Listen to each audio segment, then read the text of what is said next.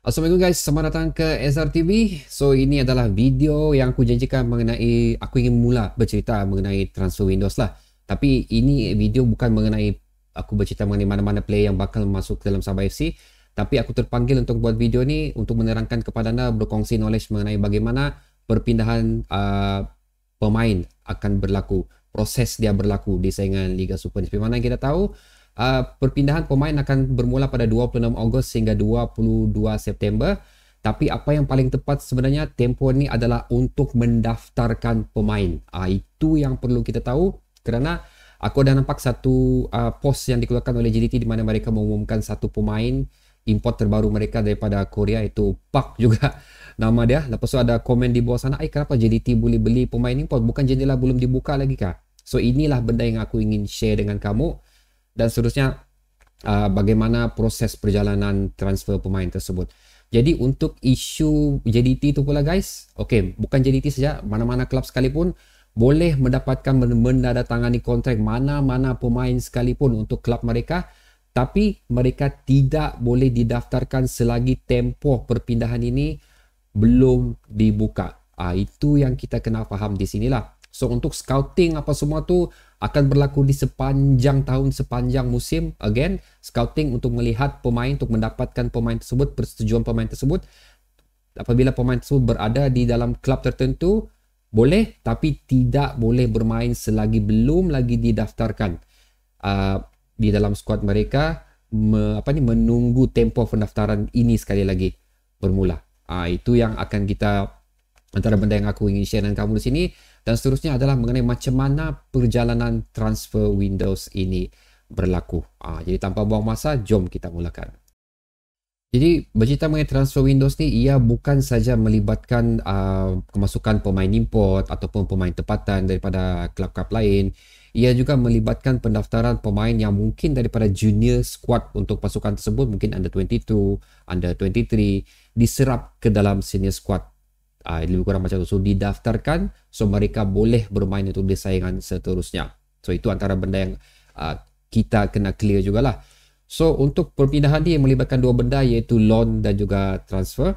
So dua-dua ni memang bukan asing lah untuk di saingan Liga Super. So untuk kita mulakan dengan loan dulu. Loan ni ada dua jenis guys, sama ada loan saja, apabila tamat loan boleh terus kembali ke klub asal, ataupun loan and option to buy, which is di mana kalau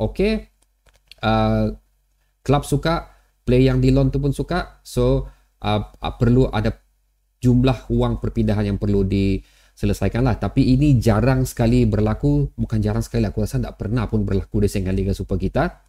Ianya lebih melibatkan loan player. Setelah tamat loan dan berminat untuk menyertai klub tersebut, barulah dia didaftarkan dalam skuad tersebut. So ini terjadi dengan Sabah FC lah, di mana player kita iaitu Stu pada mulanya loan, lepas tu diikat kontrak bersama Sabah FC. Dan sekarang ni yang masih lagi under loan ialah Daniel Ting. Untuk loan pula, kalau rules dia adalah tidak boleh beraksi menentang pasukan yang tempat asal pemain tersebut.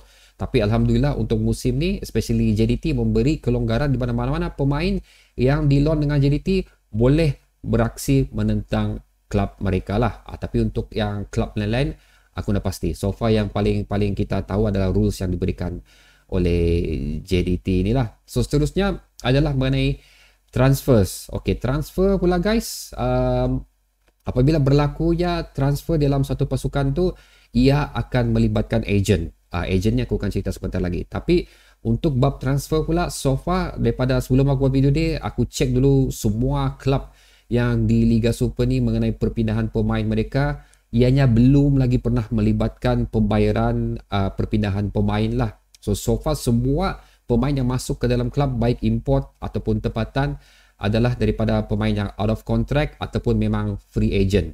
Lebih kurang macam tu. Jadi di sinilah aku ingin masukkan mengenai cerita agent pula, di mana walaupun kita tengok benda tu ni free transfer, tidak melibatkan duit, tapi kita kena ingat tiap pemain yang ada di klub ni, baik tempatan ataupun import, mempunyai agent mereka tersendiri. So agent mereka ni yang akan menguruskan paperwork, apa semua persetujuan kontrak, apa semua di antara pemain dan juga klub tu lah. So agent ni yang akan melibatkan pembayaran sebenarnya. So far untuk mana-mana klub di Liga Super ni tidak pernah didedahkan lagi lah mengenai pembayaran agent ni. So of course, bagus player tu, tinggi profile player tu, agent akan demand duit yang tinggi.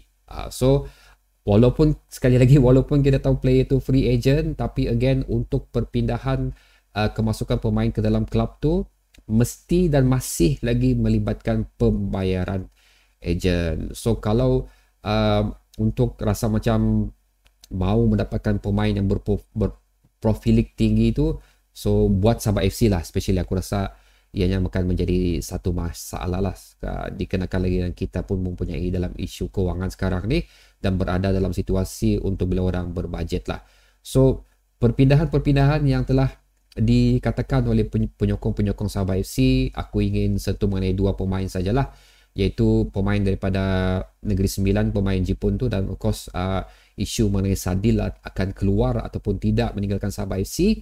Kita kena tahu satu benda lagi adalah status kontrak pemain tersebut. Sekiranya pemain tersebut masih lagi mempunyai kontrak dengan klub-klub individu tersebut, so perpindahan tersebut again akan melibatkan jumlah pembayaran yang perlu dilakukan terpulang kepada nilai pemain tersebut dan juga berapa tempoh panjang kontrak pemain tersebut. So itu akan menentukan berapa jumlah harga pemain yang diingini itulah. Tapi again seperti aku katakan tadi, kebanyakan pemain yang berpindah di saingan Liga Super ni adalah pemain yang habis kontrak dan juga free agent. So pemindahan pemain Jepun daripada Negeri Sembilan dan juga Sadil akan keluar daripada Sabah FC itu bagi aku agak mustahil untuk terjadi buat masa ni, unless cerita situasi seperti mana yang berlaku pada Roman Mercado berlakulah, di mana ada persefahaman yang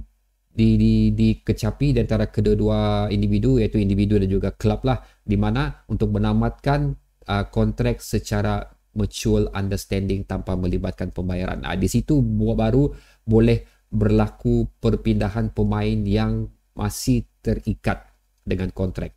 Itu benda-benda yang kita fahami. So adakah betul Sadil akan keluar meninggalkan Sabah FC, ataupun adakah kita berjaya tu membawa masuk pemain Jepun daripada Negeri Sembilan tu? Itu sudah aku katakan tadi lah awal tadi. Tapi again, tidak mustahil dilakukan sekiranya benda yang aku mention tadi tu boleh terjadi. So aku harap perkongsian aku mengenai transfer windows ni dapat memberi penjelasan yang sebaiknya untuk anda semua. Sekiranya ada apa-apa kekurangan, anda boleh letakkannya di ruang komentar di bawah lah. So aku berharap untuk benda ni kita sudah jelas bagaimana perpindahan pemain, pengambilan pemain ini berlaku, dan selepas ni baru kita akan share lah tentang apa yang rumus-rumus yang berlaku dalam Sabah FC ini mengenai perpindahan kemasukan ataupun keluarnya pemain daripada Sabah FC. Berjumpa lagi di video seterusnya guys. Assalamualaikum.